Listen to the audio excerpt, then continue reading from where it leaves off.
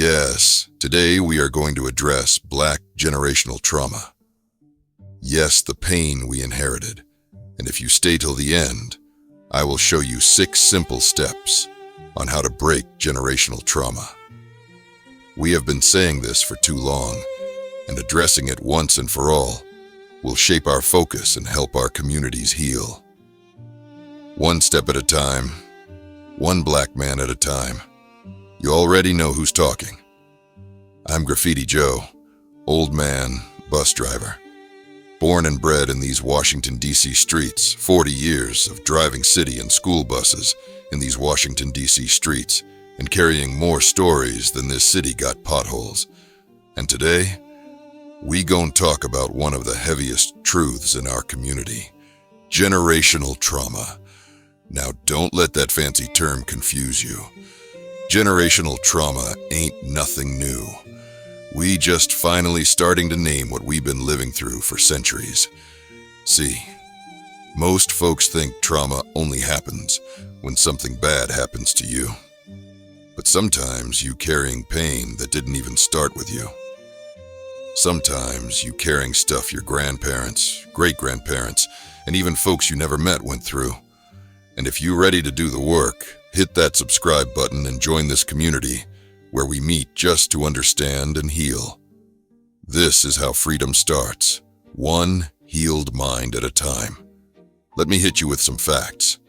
In 1619, the first Africans were brought to America in chains. For the next 246 years, slavery was law.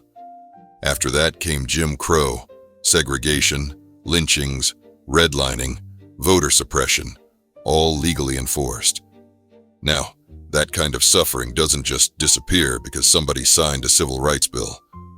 According to the American Psychological Association, the long-term effects of slavery, discrimination, and systemic racism have directly contributed to higher rates of depression, PTSD, anxiety, substance abuse, and chronic health problems in Black communities today. We talking about inherited stress, not just from what we go through now, but from the weight our ancestors carried. There's even science behind it.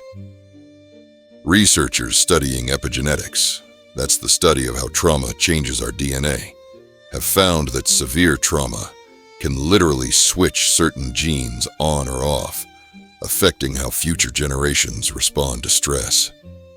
Translation?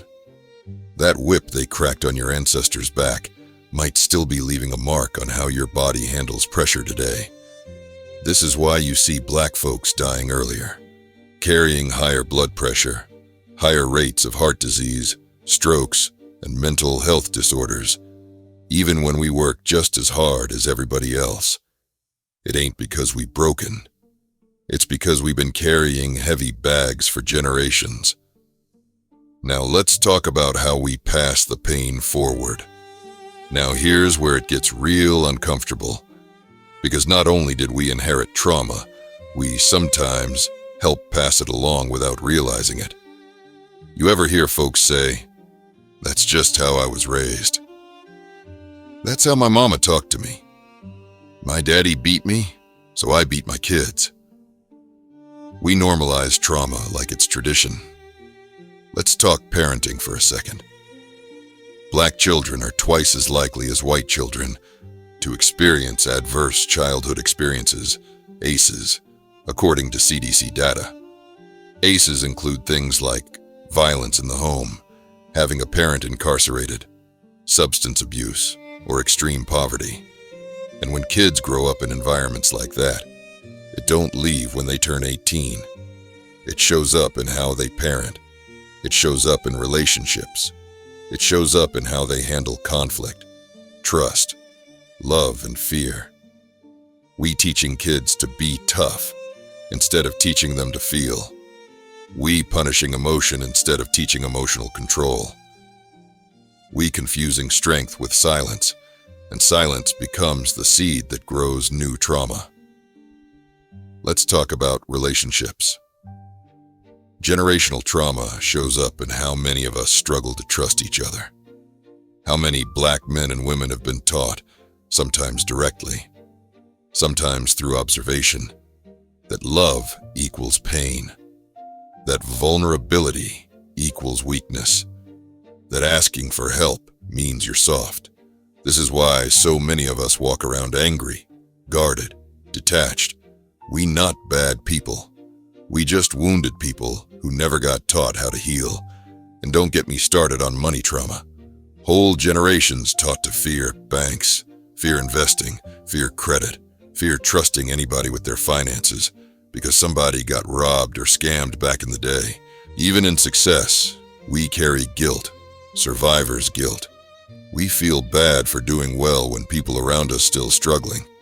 So we don't build wealth boldly. We sabotage ourselves. All of this is trauma being passed forward. And if we don't stop it, our kids will carry it next. And if you're ready to do the work, hit that subscribe button. This is how freedom starts, one healed mind at a time. Let's move. Let's start by breaking the curse. The work starts now. All right, let's stop bleeding and start healing.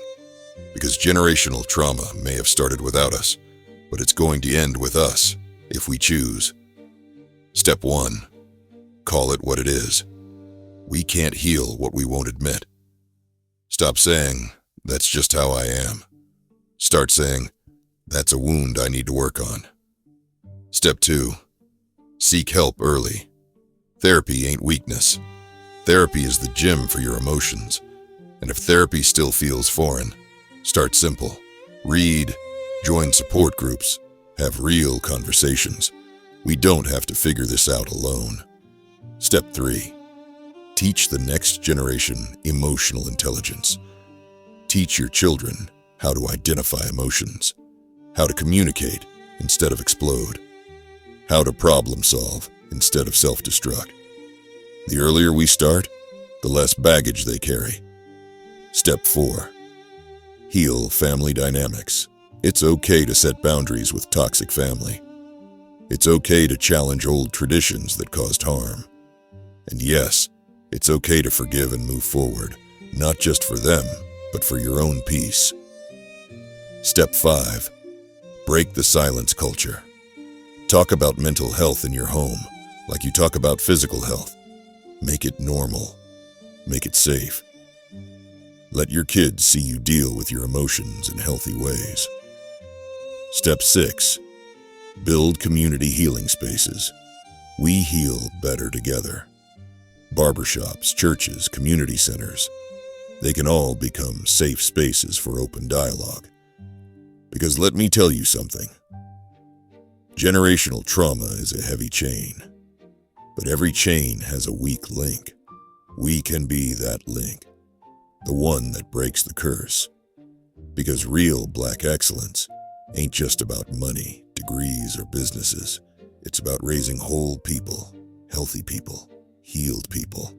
I'm Graffiti Joe, old man, bus driver, cycle breaker, and I'm here because I believe we're the generation that ends this.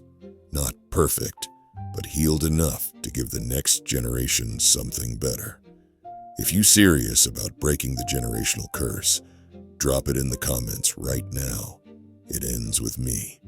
And if you're ready to do the work, hit that subscribe button. This is how freedom starts, one healed mind at a time. Let's build.